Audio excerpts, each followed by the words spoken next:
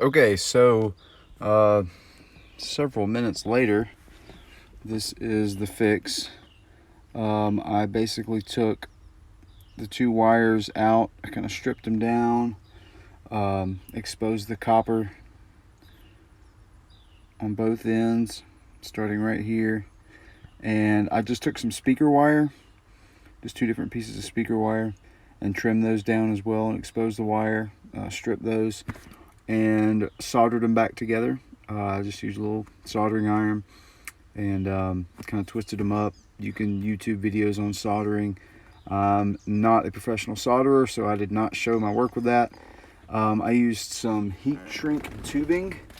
I felt like this would be the best for that. This stuff, I got this from Harbor Freight. You just wrap it around the part that you soldered. You have to put that on before you do the soldering. I should definitely say that. Put that on the wire before you solder it together. And you just cut it to length, put it on there. You heat that with kind of the base part of your soldering gun. So like, I would probably use like this part right below the holes if yours has holes on it. Just kind of use that, touch it a little bit, and it'll shrink the tubing.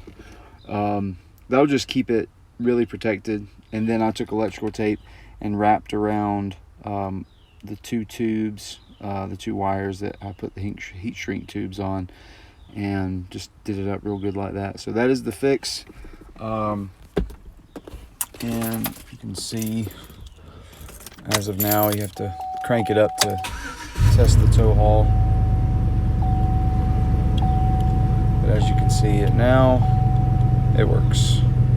Click the button on the end here, and it goes on and off. So that is the fix there.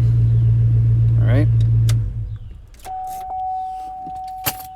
And we are done. I'm just going to close it back up, put these panels back on. And again, if you want to see how to remove or put panels on, just YouTube that as a separate video.